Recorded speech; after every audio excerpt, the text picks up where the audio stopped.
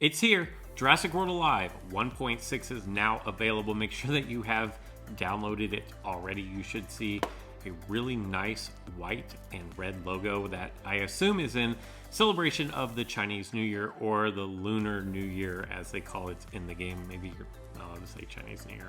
I don't know. But what I want to do is I kind of want to break down in this video just the ins and outs of what Ludia has said will be in this update, and then how it plays out in the actual game. So the first thing that they talk about in their update, and I'll put a link in the description below to their update, is they talk about Alliance missions. The way you're going to be able to find your Alliance missions is if you go to the upper left-hand corner of your screen, you will see it looks like a paw print and then some kind of a dinosaur or a saurid. Tap on that, and then you will come up with this screen. It's going to have your daily missions. This is the beta version, so don't worry about my rank or anything like that. And just know that some things may change. As far as I know, this is the final version of the beta, but there's always a chance. Some things might still need to be tweaked a little bit, so just as a heads up there. But this is the screen that you're used to, your daily missions, and then you have your achievements. Probably most of you have already completed all of your achievements. I have not. But then in the middle, you see Alliance. And so with the Alliance, there are two different screens. One is exploration, and the other is defense, I believe. I'm not sure exactly why exploration is the one that's showing here. Underneath it, and I'll put like a screenshot here of what used to be there. But you see the exploration. Work with your Alliance to complete sets of 5 missions and rank up your incubator reward, then collect it at the end of the week. So you're gonna get one of these per week. That's kind of important. You're not gonna get one every day, just one each week. And if you look, the little incubator there has a lock on it and then an arrow pointing up. My guess is that it's going to either change colors or slide up. Maybe it looks like it's gonna slide up. Probably will just change colors along the way. If you tap on the information button there, it'll show you rank 1, your incubator contents. Rank 2, everything goes up by 2. And then for rank 3, everything goes up from rank 1 by 3 times, all the way up to rank 5, which on this one is the same as rank 4. So maybe no real reason to get to 5. But that is what the different ranks are, and that's for the week. Now, within the exploration, complete these DPG tasks on the map to earn rewards and increase your Alliance's rank. The first one's a DNA. Collect the required amount of DNA, so 500. That really probably could be soloed, and I don't think this is for one individual person. I'm pretty sure this is for the entire Alliance, but whoops. Until I actually have it in game, then I won't know that. Then you have a dart. Creature engagement. Fire the required amount of darts. So there's going to be 100 of those. So I did it again. That is pretty easy to do. And then direct hits for 50.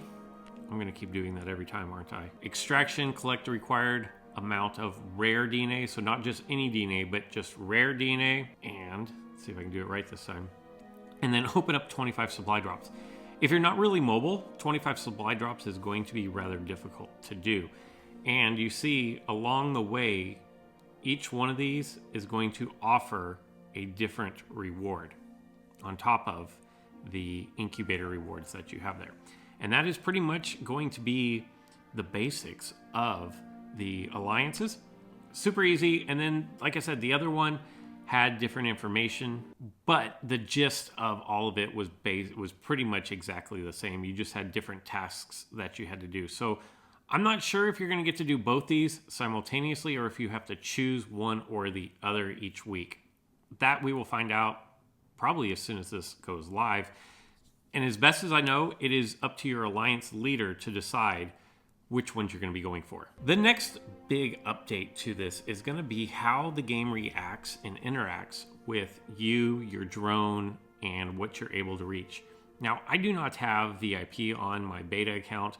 You do see I have quite a bit of bucks here. I actually had unlimited bucks because I could just keep buying everything. So they didn't give me bucks, but I didn't actually have to pay for anything. So I apologize for that shadow behind me. I hope it's not too distracting. Anyway, what you can do is before you had to be within this circle around your figure, your dot, your radar, whatever you want to call it, in order to reach the supply drops. Well, now with this update, as you can see, I can actually open this supply drop. Now, the closer you are, you get more rewards. The further you are, the less rewards you actually get. But as you can see, I can spin it from afar. 38 coins, 2 darts, and that's kind of sad, only 2 darts. But it's pretty helpful because you can also battle towers and interact with anything that is within your drone range.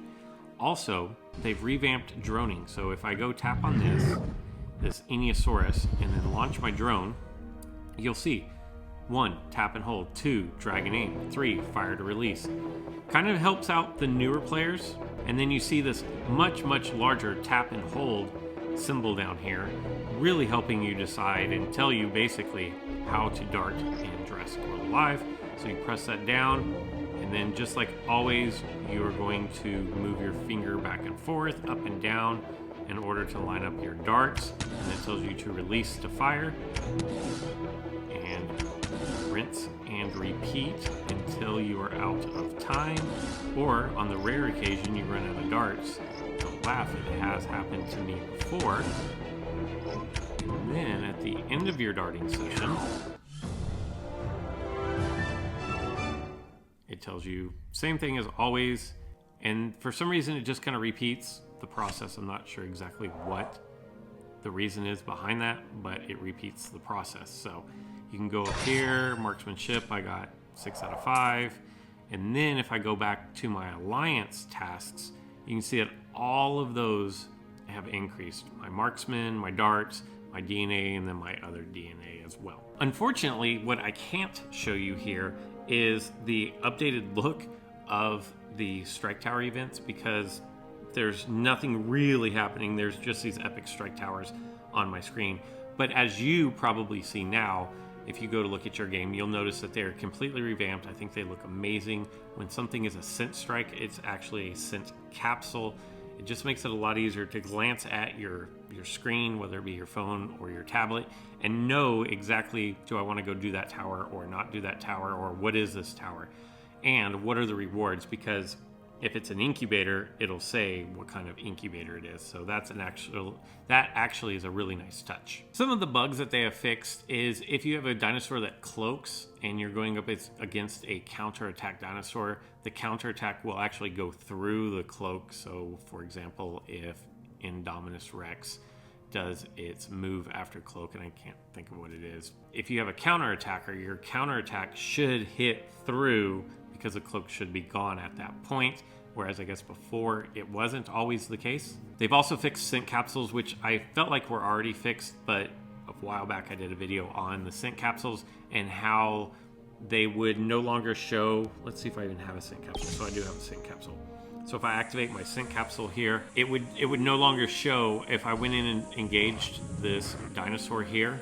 Then whenever I was done, the scent capsule would no longer show up on the screen, and the time wouldn't show up, and even the smoke effect around my drone avatar would not show up. So I didn't know if my drone was actually, if my scent was actually still working or not.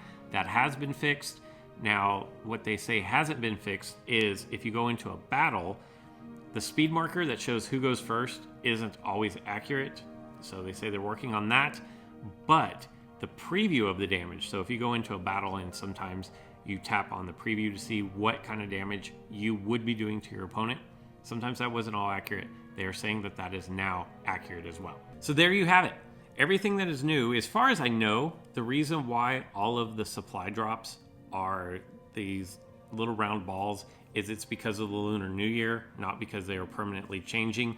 And one thing that you'll notice on the beta here is there are no green or special event supply drops.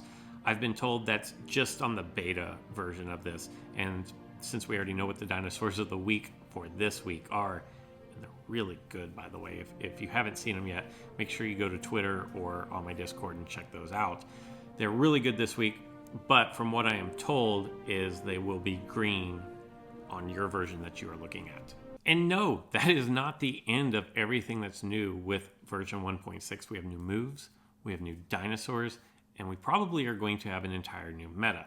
Unfortunately for you guys, you're going to have to wait just a little bit longer. I will drop more videos today. And what I want to do is I kind of want to give each of the new dinosaurs, or group each of the new dinosaurs together so that they get their due diligence and I don't just blow through these new dinosaurs. I want to make sure that they get the full breakdown that they deserve, because let me tell you, there are some really nice dinosaurs here. I'm not sure how many are going to make it into the meta. One thing that I do strongly feel, though, is at the lower levels, the meta is going to be completely different than at the higher levels. And the reason why I say that is epic dinosaurs tend to struggle against legendary and unique dinosaurs. And I have a feeling that's still going to be the case with 1.6. So getting some of these really nice epic dinosaurs up to team level and then above team level is probably going to be rather difficult. And as such, probably won't see much usage in the higher levels. But down under like the 4000s, where, you know, there's not a whole lot of difference between, say, level 12 and level 15. Some of these dinosaurs can really make an impact, and I'm excited to see how the meta shakes up amongst the different levels, which is why I kind of want to go through and give each of the dinosaurs their own little spotlight. That way you can decide if a particular dinosaur, A, fits your team, and B, fits your level of play. As you can see, my spotlight has gone out. That means it is time for me to end this video. I hope you guys enjoyed it.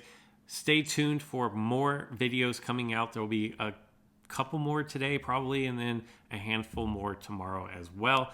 Let me know in the comments below. Whoa, let there be light. Let me know in the comments below what you would like to see me discuss aside from the new moves and the new dinos, and I will do my best to get that probably later in the week.